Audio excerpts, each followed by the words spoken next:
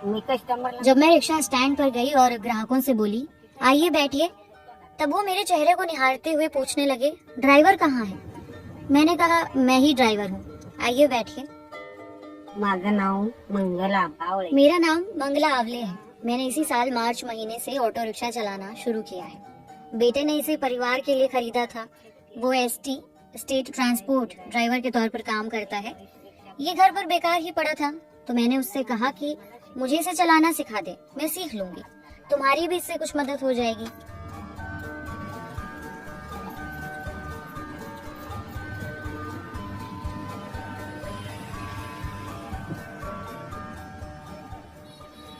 इसे सीखने में मुझे 15 दिन लगे।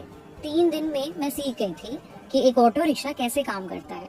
मेरे बेटे ने मुझे सिखाया। वो मेरे साथ बैठा और बोला अपना पैर यहाँ ब्रेक पर रखिए, हाथों को हैंडल पर रखिए। इस तरह मैंने इसे चलाना सीखा। मैंने हर चीज पर बारीकी से ध्यान दिया।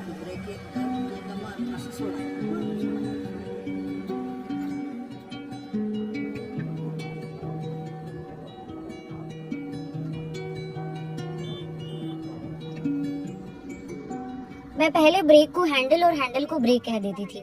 मुझे कुछ भी नहीं पता था। हमारे पास घर पर कोई वाहन भी नहीं था और मैं कभी किसी और के वाहन में बैठी भी नहीं थी।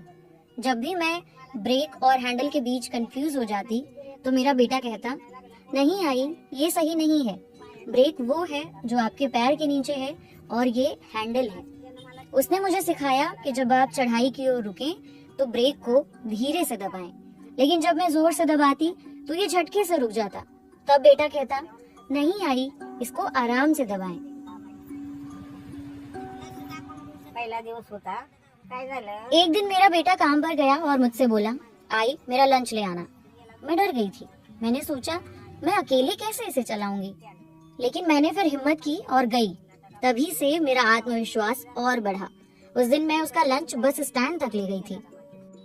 तेव्हापासून माझं धाडस वाढलं, त्याला स्टँडला डबा पोचवायला.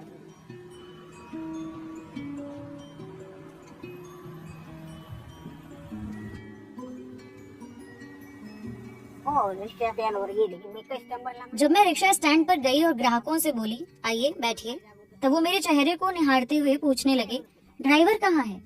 मैंने कहा मैं ही ड्राइवर हूँ, आइए बैठिए। तब वो उसमें बैठे। 2 से 3 दिन तक तो लोग बस मुझे देखते ही रहे। वो हैरत में थे कि एक बुजुर्ग महिला कैसे ऑटो रिक्शा चला सकती है।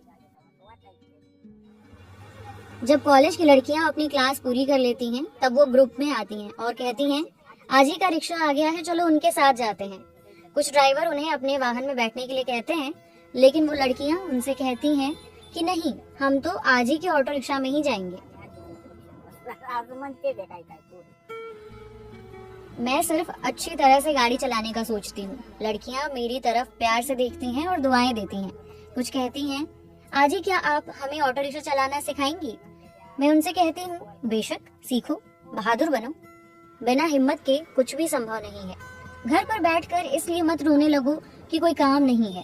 किसी भी तरह का काम हो उसे करो, लेकिन याद रखो कि पैसा तभी आएगा जब आप उसके लिए काम करेंगे।